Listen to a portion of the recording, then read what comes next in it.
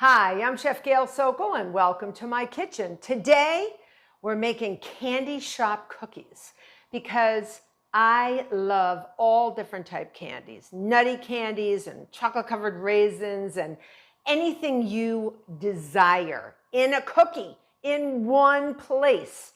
And we are going to make the easiest cookie, and it's a little bit healthy.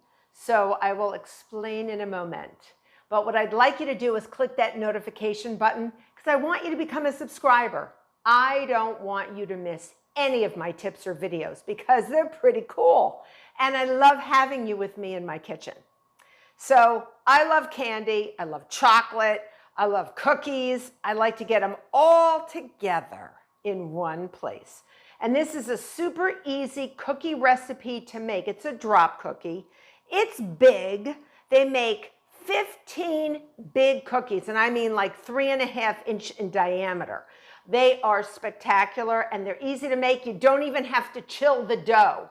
That's why I love them. If I feel like I want to make them, I make them and I don't have to wait. So the first thing we're going to do is preheat the oven to 350 degrees Fahrenheit. And I have 2 sheet pans that I have covered with parchment paper and set aside. And you're going to get about 6 large cookies on each one because they spread. And we don't want them to spread into each other, okay? Then you'll have like one big cookie. So we really need to space them. All right, so the first thing we're going to do is cream a few things together.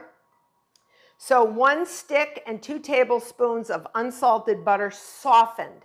It's got to be softened. You can do that in your microwave or you can leave it out for a few hours. Out of the fridge, but the microwave works really, really well too. So 1 stick plus 2 tablespoons. I have 1 3/4 cups of dark brown sugar. I love dark brown sugar. Has a lot of molasses in it. And it just has a lot more flavor, more like caramelized flavor, a little bit of a caramelly type thing. 1/3 cup plus 2 tablespoons of granulated sugar. So we got 2 types of sugar in there. And then we're going to cream it. Creaming means that you put the paddle attachment on and you turn it to medium high and you let the mixer sort of crash the butter against the sugars or the sugars against the butter and actually forces air into the butter, into the fat. And this only works with solid fat like butter. If you prefer to use another solid fat, you do what you like to do. All right, as long as it's about 10 tablespoons or a stick and 2 tablespoons. All right, so we're going to let that get somewhat light and fluffy. Now, in the wings, I have 2 large eggs. And to those 2 large eggs, I'm going to add 1 teaspoon of pure vanilla extract for flavor, for delicious flavor. While that is mixing, I am going to get my dry ingredients going and we're going to whisk them together. And I have a big bowl for that and I have a whisk. So the first thing we're going to do is we have our flour, 1 1/4 cups of all-purpose flour. I have oatmeal, 1 1/4 cups of rolled oats. Now, sometimes I hide the oats by sort of really whacking them around the food processor so they grind up and nobody can tell. I just love the oats, and that's the healthy part. They're sort of healthy. So I get those in there. And then I'm going to do 1 cup of coconut. If you don't like coconut, some people don't like it, don't put it in. Shredded coconut could be sweetened, could be unsweetened. We got it covered. So we're still creaming. And while we are creaming, I'll show you where we're at with that. We're going to start adding our eggs.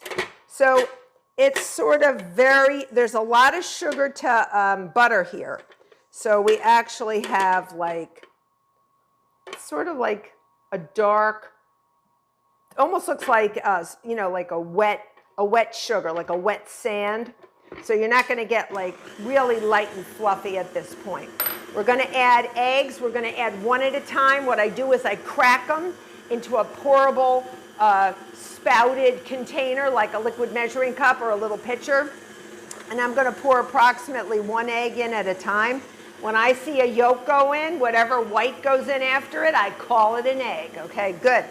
And then I'm going to let that sort of come together and blend very well before I add the next one. So we have our oats, we have our flour, we have our coconut. Now we're going to add a teaspoon of salt. This could be kosher salt, this could be regular table salt. I use regular table salt. Half a teaspoon plus 1/8 of a teaspoon of baking powder, and half a teaspoon plus 1/8 of a teaspoon of baking soda. So baking soda and baking powder. Half a teaspoon plus 1/8 of a teaspoon of each. Put that in there. And we want to get those blended really nicely because these are going to go in next. All right? So our egg is blended in. I'm going to add the next one. Call it a day. All right, let that be blended in. We really want to get our chemical leaveners blended in thoroughly so that the cookies rise evenly and spread nicely and grow to be big cookies. We love giant cookies. And they're going to be filled with all sorts of glorious candy shop items that you might like to see in a cookie. You can mix and match depending on what you don't like and what you do like. So what I'm going to do now on low speed, and you can see this got nice and fluffy. So we got fluffiness after the eggs have been put in. Okay, so I'm just going to clean that off the paddle. Get that down around, all around.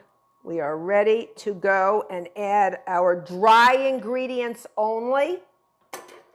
And I warn you not to add your candy shop fixins unless it's off the electric mixer motor, because you may ruin your motor. We got so much going in here. So I'm going to add all our oats and our coconut and our all-purpose flour, baking powder, baking soda, and salt. Wow, that's a lot. So it's a lot of dry ingredients here. You want to do this on low speed. We're not looking to get any extra air in there, so you don't want to do it on high speed, or you may be wearing it, or it may go all over your floor. And that you don't want to. I don't want to get hate mail that I made you have to wash your floor. That would not be good. So I'm going to continue putting that in. Just add it, and you can see it's getting a little bit stiffer. That's okay. You can handle it. You can handle it, KitchenAid. You can do this by hand if you want. Creaming is a little bit easier in an electric mixer. All right? I will tell you that. I used to cream when I was a kid. Before I had an electric mixer, I did cream by hand. Was it easy? No. Did I like it? No. So I asked my mother, can I have an electric mixer? No, I didn't get an electric mixer. So get that going. Okay, and we're done with that. So now we want to get this beautiful stuff out. And I'm going to transfer it back to my giant bowl because I got all of my goodies to go in. It's a stiff batter, but we want everything to go in. So I'm going to move this out of here. All right. Now for an electric mixer, you always want to get under because there's that little pop-up thing, that little piece of metal on the bottom, and you want to make sure that you get all the dry ingredients. You might see some flour that hasn't mixed in, so you always want to go underneath. There it is. You see a little bit. You see it? A little bit? I told you it would be there. It's always there. Never surprises me, so I know to be aware. I am very, very aware of you, and I want the dry ingredients all to be blended in. Okay, so get that in. Now this is where your aerobics comes in, okay? I'm not kidding. This is where your aerobics comes in. All right, so I am going to put in, I love Raisinets, you know, chocolate covered raisins. You can use whatever you want. If you don't like raisins, you can leave them out. I have about 1.5 cups in the pool. All right. So I like Reese's Pieces, you know, the sort of like, they taste like M&Ms, but with peanut butter inside. Cup and a half. If you want to mix and match any type of, you know, candy that you like, just go for it. I have both chocolate covered peanuts, milk chocolate covered peanuts, and I also have chocolate covered M&Ms. I mean peanut M&Ms, about a cup and a half. If you want less, if you want more, and I love these. Look at these, look at these. Looks like a kidney bean. This is a chocolate covered cashew. What? Okay, I added only a cup of those because they're as big as your mother. Big. All right, I'm done. I'm not adding any more, but now I got to mix it in. And then we're ready to bake. And we are going to actually portion these out. You can't do it with an ice cream scoop. We're bigger than that, folks. We're going to do it with a 1/4 cup measuring cup that I've greased with nonstick cooking spray. And then I'm going to moisten my hands lightly and just gently push down a little bit, just so that they bake nice and spread. All right. Now, I like my cookies to not be like all over the place and look like amoeba. You know how the amoebas are sort of, they spread all over. I like to have my cookies be perfect. It depends on what type of cookie it is. But I think I'm going to take a 3.5-inch diameter cookie cutter, spray it with nonstick cooking spray, and when the cookies come out, they're going to be soft, malleable. And I'm going to go over each cookie with a cookie cutter and just sort of, you know, sort of cutter them out. And then take the excess off the edges, save those for the chef. Those are fabulous on ice cream. Oh my goodness. And then I'm going to have a perfect round 3.5-inch cookie. And these are also perfect for, you know, if you want to make like an ice cream sandwich. Who am I to say no to that? I mean, you know, that sounds good to me. So as you can see, we got a bucket of fun here. So I'm going to bring over my sheet pan. I have taken my 1/4 cup solid measuring cup, sprayed it with nonstick cooking spray. I have a little water, and I'm just going to jam pack whatever I can in here. All right, jam pack it in. Don't do it too much. And I got a little water, and I'm just going to just sort of dig it out. Doesn't have to be perfect. Dig it out and just sort of shape it, and then just gently push it down. All right, just so it has somewhat of a shape. Just watch out for those cashews, people, because they're really big. All right, I'm crazy when it comes to cookies. I love them. I usually, sometimes I give away some stuff or have friends over. These are mine. These are mine. You heard it from me. These are mine. So my hands are a little moist, so every time I put a cookie down, a 1/4 cup cookie, I actually push on it with a little water. I'm going to moisten my hands again. You're going to leave about 2 inches in between each cookie. I will put no more than 6 on a sheet pan. These only make 15. Now, let's say you want to make more than 15 and you want them to make them a little smaller. Fine. Just use a smaller ice cream scoop. They may take a little bit less time to bake. They take about 15 minutes in the oven. Sometimes, and you want to take them out when they're soft, okay? And let them firm up, because I like to cut them as you know, and get up that perfect circle. If you don't want to and just want to make small ones, you go ahead and do your thing and do a tablespoon or whatever you want.